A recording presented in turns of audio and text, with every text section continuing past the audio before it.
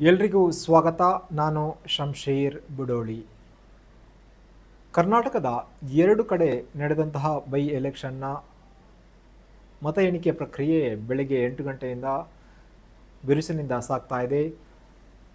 ಅದರಲ್ಲಿ ಕುತೂಹಲ ಮೂಡಿಸಿದ ಹಾಗೂ ಮುಸ್ಲಿಂ ಅಭ್ಯರ್ಥಿಗೆ ಟಿಕೆಟ್ ಕೊಟ್ಟಿಲ್ಲ ಎಂಬ ವಿಚಾರದಲ್ಲಿ ಬಹಳಷ್ಟು ವಿವಾದಕ್ಕೆ ಗುರಿಯಾಗಿದ್ದ ದಾವಣಗೆರೆ ದಕ್ಷಿಣದಲ್ಲಿ ಕಾಂಗ್ರೆಸ್ ಅಭ್ಯರ್ಥಿ ಸಮರ್ಥ ಅವರು ಅಂಚೆ ಮತ ಎಣಿಕೆ ಹಾಗೂ ಆರಂಭದ ಮತ ಎಣಿಕೆ ಪ್ರಕ್ರಿಯೆಯಲ್ಲಿ ಸ್ವಲ್ಪ ಹಿನ್ನಡೆಯನ್ನು ಅನುಭವಿಸಿದ್ದರು. ತದನಂತರ ಅವರು ಮುನ್ನಡೆಯನ್ನು ಸಾಧಿಸಿದ್ದಾರೆ. ಮಧ್ಯಾಹ್ನದ ವೇಳೆ ಸುಮಾರು 12:30 ಸುಮಾರಿಗೆ ಅವರು ಮತ ಎಣಿಕೆಯಲ್ಲಿ ಮುನ್ನಡೆಯನ್ನು ಸಾಧಿಸಿದ್ದಾರೆ. ಬಿಜೆಪಿ ಅಭ್ಯರ್ಥಿ ಹಿನ್ನಡೆಯನ್ನು ಸಾಧಿಸಿದ್ದಾರೆ ಎಂಬ ಮಾಹಿತಿ ಸಿಗ್ತಾ ಇದೆ. ಇನ್ನು ಬಾಗಲಕೋಟೆಯಲ್ಲಿ ಮೇಟಿಯವರು ಮುನ್ನಡೆಯನ್ನು ಸಾಧಿಸಿದ್ದಾರೆ ಎಂಬ ಮಾಹಿತಿ ಸಿಗ್ತಾ ಇದೆ. ಇನ್ನು ನಾವು ಕೇರಳಕ್ಕೆ ಹೋದರೆ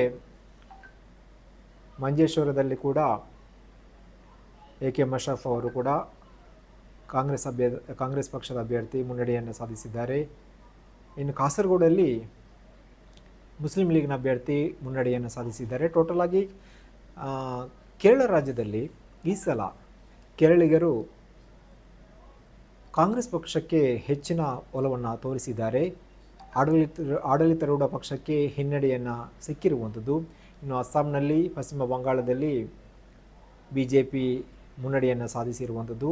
ಇನ್ನು ಅಚ್ಚರಿಯ ಫಲಿತಾಂಶ ಏನಪ್ಪ ಅಂದರೆ, ತಮಿಳುನಾಡಿನಲ್ಲಿ ನಟ ವಿಜಯ್ ಅವರ ನೇತೃತ್ವದ TVK ಪಕ್ಷ ಶತಕದ ಹಾದಿಯನ್ನು ದಾಟಿ ಮಿಂಚಿನ ಆರಂಭವನ್ನು ಪಡೆದಿರುವಂಥದ್ದು.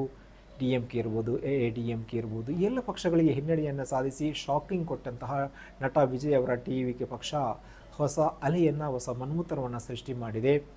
ನಟ ವಿಜಯ್ ಅವರ ನಟನ ಪ್ರಭಾವ ಇದಕ್ಕೆ ಕಾರಣ ಇರ್ಬೋದಾ? ಅದು ಕೂಡ ಒಂದು ಕಾರಣ ಇರ್ಬೋದು. ಆದರೂ ಕೂಡ ಒಂದು ಹೊಸದನ್ನು, ಬದಲಾವಣೆಯನ್ನು ನೋಡಿದಂಥ ತಮಿಳುನಾಡಿನ ಜನತೆ ನಟ ವಿಜಯ್ ಅವರ ಹೊಸ ಪ್ರಾದೇಶಿಕ ಪಕ್ಷಕ್ಕೆ ಜೈ ಅಂತ ಹೇಳಿದ್ದಾರೆ. ಹೀಗಾಗಿ ನಟ ವಿಜಯ್ ಅವರು CM ಆಗ್ತಾರಾ ಅಥವಾ ಸಮ್ಮಿಶ್ರ ಸರ್ಕಾರ ಬಂದು ಅವರು CM ಆಗ್ತಾರಾ?